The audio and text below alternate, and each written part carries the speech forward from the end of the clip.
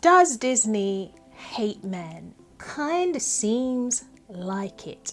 Our case study today will be the new Snow White movie, which Disney has conveniently stopped promoting or even talking about. Probably has something to do with all of that negative press.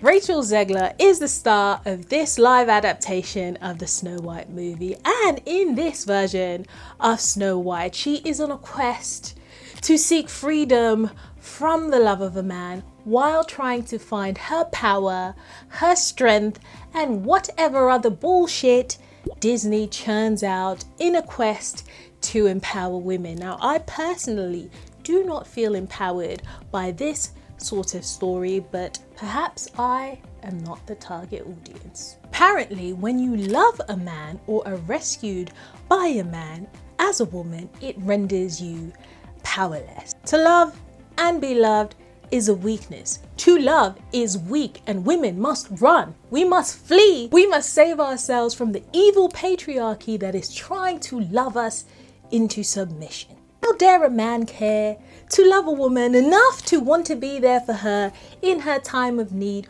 or rescue her when she is in danger? So 1937. This is not what women want. We don't want to be loved.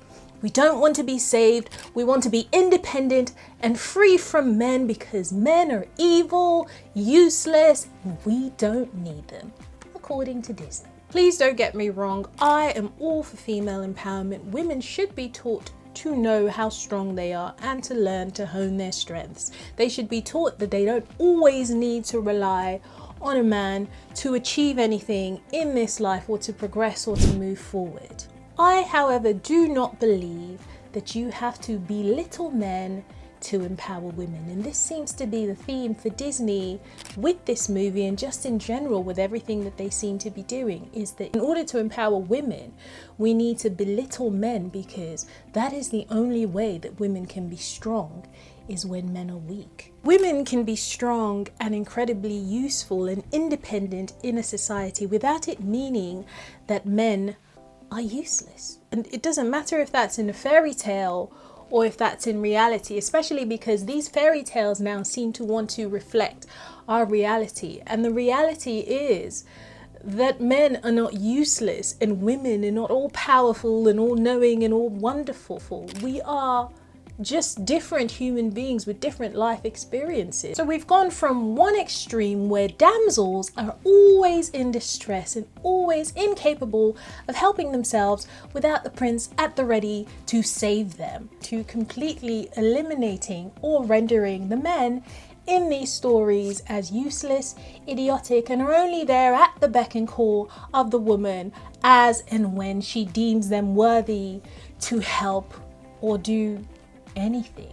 They are resigned to the shadows while the women do all the heavy lifting, because women can do it all, and heck no, we don't need men. I get that these older classics sometimes did a disservice to women in that they portrayed them to be useless and incapable of doing anything without a man at the ready to rescue them. And I know that that was probably a reflection of the society as it was then. And obviously it's in those areas that I think that changes can be made, but those changes do not have to go from one extreme to another. We are just reversing the roles that these characters play. My issue is that these changes are so extreme that it starts to look like man-hating rather than progression. Is the only way to empower women to weaken men? Painting this picture of we don't need no man, we in essence try to push this narrative that women don't want love, affection, care, romance. No, we don't want any of that, because that's weak.